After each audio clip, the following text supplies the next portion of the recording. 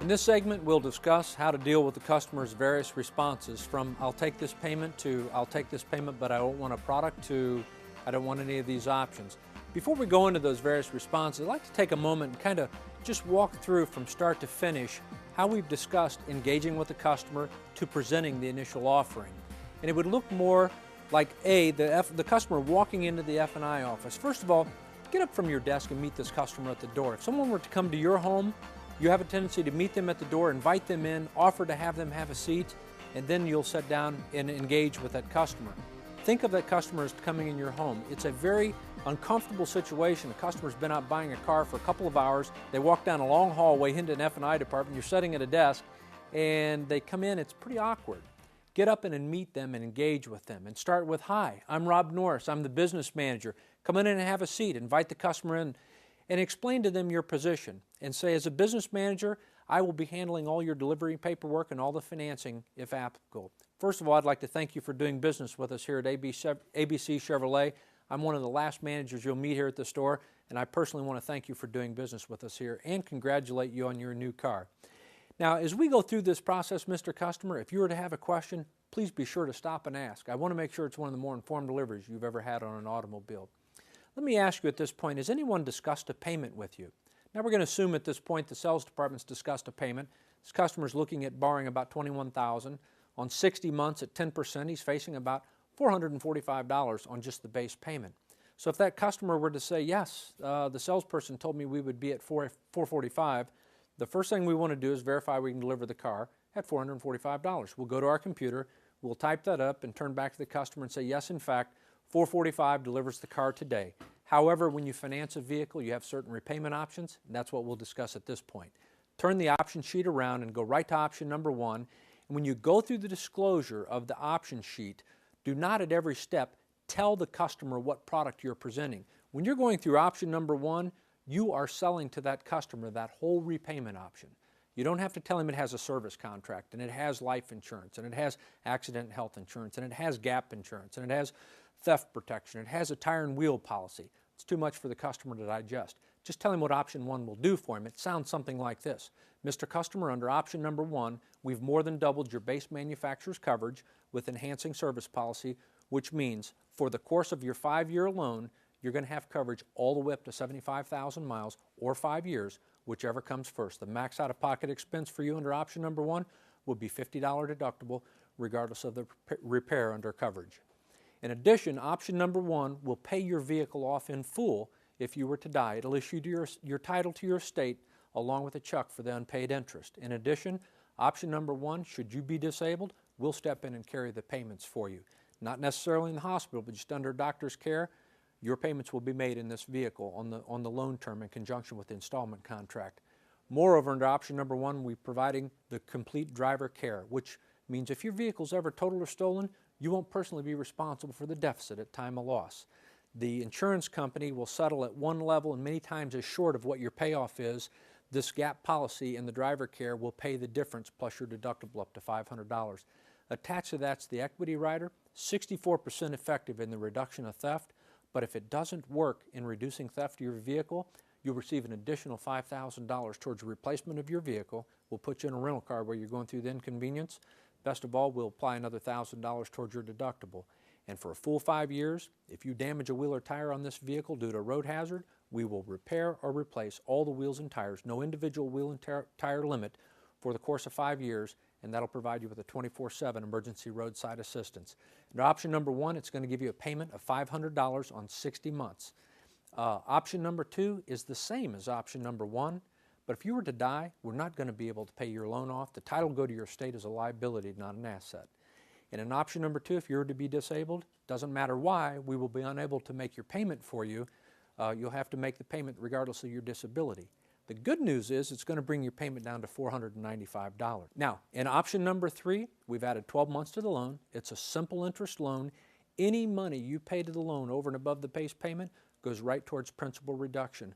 The real value to you is you get a payment that goes all the way to $438 a month. Now, which of these 3 repayment options work best for you? At this point, we'd encourage you to be quiet, give the customer an opportunity to process what you've put in front of them. And as I said earlier, we'll find many times, 25, 30% of the time, we'll have a customer pick one of the repayment options. And let's say they selected option number 3, which they will tend to lean to. So be careful what product you take out of option number 3. Being the lowest payment, that'll be the repayment option that a customer will tend to lean to. And if you're wanting to penetrate in a particular product area, if you consistently leave it out of product 3, you're going to find your penetration levels relatively low. But let's say they picked number 3, and number 3 in this case did not provide life or disability coverage. You'll turn the sheet over and you'll have them sign a waiver. On the front, you had them initial what product they wanted, and they signed at the bottom of the option sheet. On the back, you had them sign a waiver initialing that they had declined the life and disability coverage. It tells them what benefits they're doing without, and they sign. So you have on one side of the sheet what they want in a product, and on the other side of the sheet the things that they've verified that they have declined. Now that would be, in our opinion, an ideal situation to present the option sheet. A, there are no brochures. B, there is no introduction of individual products. We're just presenting the options, option 1, option 2, and option 3. Now from here, what we'll discover, as we discussed earlier, are 3 typical responses. The one we just discussed is, I'll take this option. Have them sign it, have them initial any applicable waivers on the back of the sheet. Number 2 response we get from a customer is, I'll take this option, but I don't want a product. And let's take service contract, for instance, because we're all pretty committed to selling the service policy. And when we get into option number 3, we've done this nice presentation and we've been real friendly and warm with the customer. And he says, hey, you know what, I like 3, but I don't want the service policy.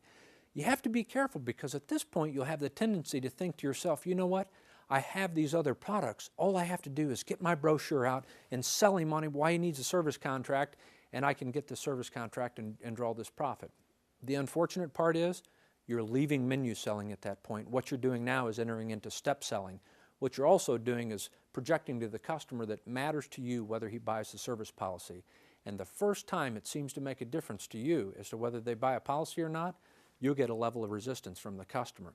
We would encourage you at this point, not that we don't want to sell the service policy, but if this individual customer says, I'll take option number 3, but I don't want the service contract, we would encourage your response to be, that's fine, let's take that out of there. Now, I know what you're thinking. You're thinking, wow, this guy's belling out on the service contract. I'm not. When a customer says, I don't want a product, he's saying, I don't want a product. And if your response is, oh yeah, let me tell you what I know about it, you're engaging in a little bit of a battle, a tit for tat with the customer. If the customer says, I don't want a product, throw your hands down by your side and say, that's fine, let's take it out of there. Number 1, that's going to catch him off guard because he was looking for a fight and he was ready to defend himself. Number 2, by offering to cooperate with the customer, he will in turn cooperate with you and he'll hear the rest of what you have to say. So it sounds more like this. When the guy says, I don't want the product, we say, that's fine, let's take that out of there. As long as you understand the average driver is driving somewhere in the area of 15,000 to 18,000 miles a year, that means you're going to run out of warranty in about the 24th to 28th month of this 5-year loan. And you'll be responsible for any and all mechanical repairs outside of that term. Look down at his payment of $438 and reduce it by $25. And that means you're going to bring the customer down to, in this case, $413. And we look the customer in the eye and say, now, is that how you'd like to have your payment structured? Because again, the presentation is based on non-confrontation. Guy doesn't want a product, remove it. Tell him what he's doing without, and explain how it affected his payment, and then attempt to close. Now, is that how you would like to have your payment structured?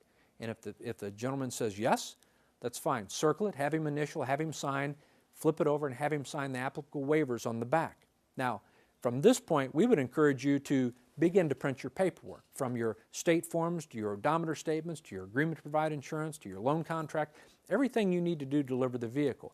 This, for the first time, is a time in which you turn away from the customer and you begin to handle the paperwork. Because once you've consummated the deal with the individual on his terms, you tell him you're going to get the paperwork ready and have him out of here in 25 minutes like you promised. That's what you told him when you met him, by the way. And it takes the pressure off. You've been non-confrontational. You get to turn around and prepare your paperwork. But the beauty is, at this point, you have time to collect your thoughts. You have time to process what his or her hot buttons were, what was or what wasn't important to them about service contract. You have time to prepare your thought process on how you might want to approach him, because there is value in a service contract, as we discussed earlier, and it is important that you're able to communicate to him the value of the policy. But once you prepare all this paperwork and you turn around and you begin to deliver the paperwork and you get halfway through, it's appropriate at that time to pause. And this is my suggestion. Everybody's got their different sales techniques, but one technique is to look at the customer and say, I'm a little concerned. I'm concerned I've done you a disservice. When we were talking about the service policy, were you aware that the average customer, as I discussed earlier, is hitting 15,000 to 18,000 miles a year? That you're running out of warranty in the 24th to the 28th month of a 5-year loan? It kind of leaves a gap, a time in which you don't have mechanical coverage. And I don't know if you were aware, but you actually, if trading your car early, the unused portion of that policy would have been credited back to your next loan, giving you credit on your next policy. Or if you sold your car outright, it would have been enhancing value to your vehicle.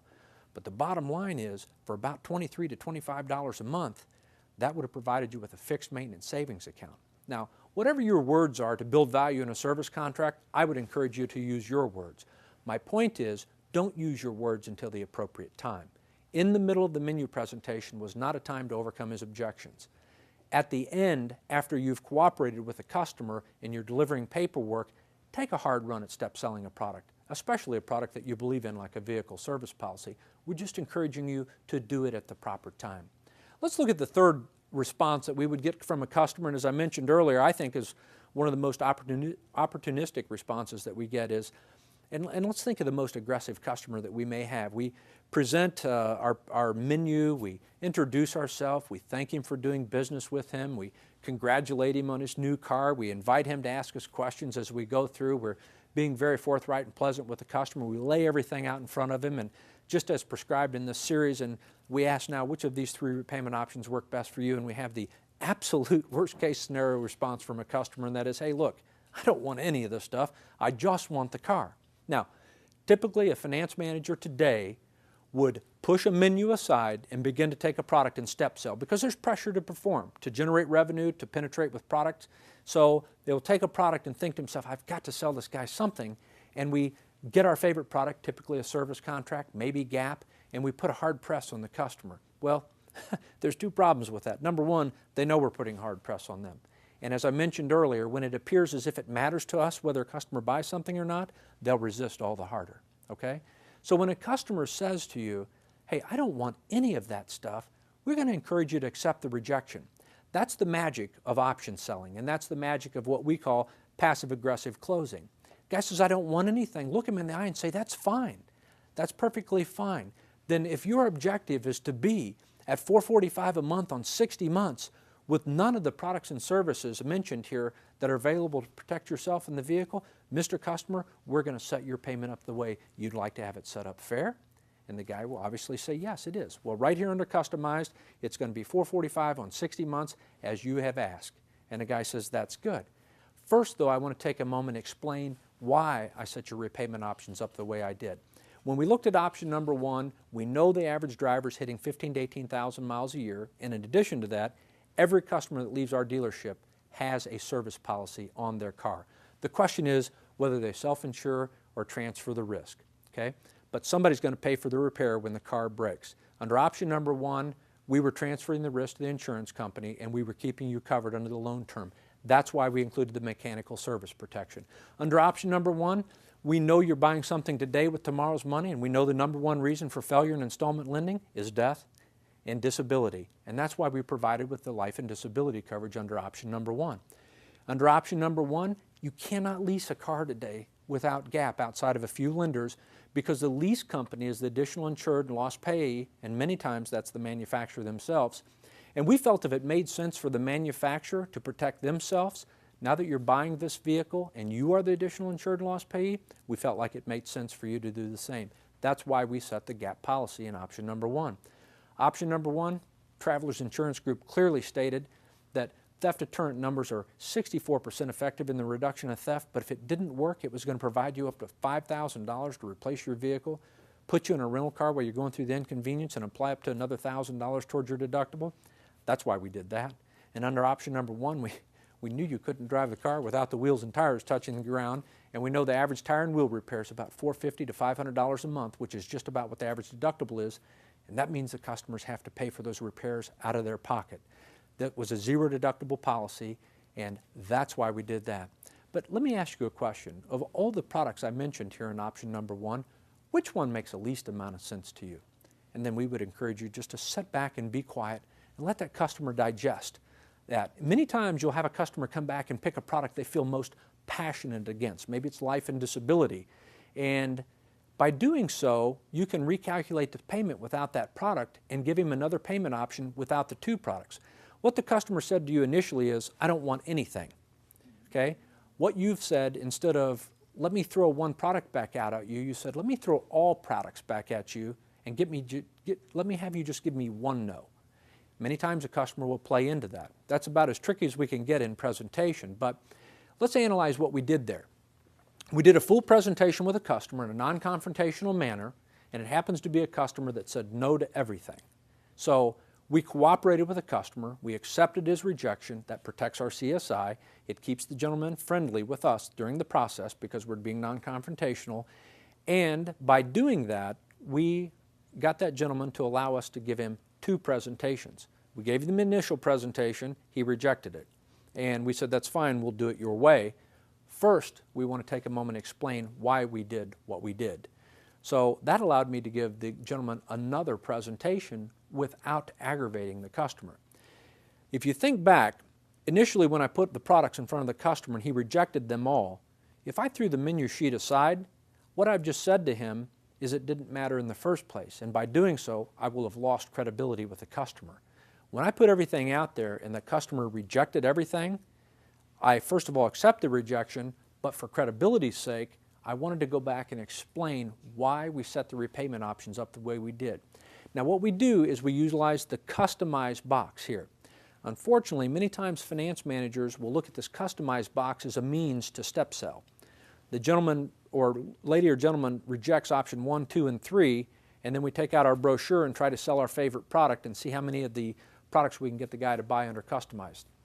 Folks, that is step selling. It doesn't work effectively. So the best way to do this is to keep all the product in front of the customer and present it twice to the customer. And if at that point the guy says, you know what, I appreciate what you're saying, I appreciate why you did what you did, I still don't want any of those products and services, have the man initial at the bottom of customized with none of the products and services, and pat yourself on the back and know that if this gentleman would have ever bought a product or service, it would have been today with you because you gave him every opportunity to give consideration to these products and services. Now at that point, we print the paperwork with none of the products and services as the man had requested, and I would not have a problem at some point in time before you had the last form signed, you take your favorite product, whether it's Gap, whether it's service contract, take a run at it. You're not going to offend the person at this point because you've been cooperative with him. The concept is to roll with the customer, be forthright, lay everything in front of the customer, and when he objects, accept the rejection, explain what's been removed, what he's doing without, show him what his payment goes down to by going without it. And many times what you'll find, especially when you get into a product like the theft deterrent or window etching as it's known in the industry, you explain to the gentleman that he's doing away with a $5,000 benefit and we wouldn't pay his deductible or provide him with a rental car if his car has been stolen, and he discovers that it only saves $3 on his payments, you'd be surprised the number of customers that say, you know what, for only $3 we'll keep that in there. Number one reason we don't sell a product is it wasn't offered. If we can eliminate that reason, we've taken a step up. But think about if you can present every product you have twice, you've more than doubled your odds at selling a product or service, and you've done it in a manner that's not pushy, not aggressive, not manipulative with a customer. It's very forthright, it's in a very compliant manner, all the cards are on the table, he knows what he can buy the car without anything, he knows what he can buy the car with everything, and he knows the scenarios in between, and at every time he offers to make a modification or to have something removed, you never hesitate, you remove that product or service. Quickly explain what's been removed and show him what the payment is without it. You're going to have a customer leave buying more product than you could ever hope to have sold them. You're also going to have a customer leave and thank a sales department for one of the best experiences they've ever had at an F&I department. This isn't hard if you're forthright. It isn't difficult if you communicate with people and forget the fancy presentation. Lay your cards on the table and allow people the opportunity to make good decisions when they finance automobile.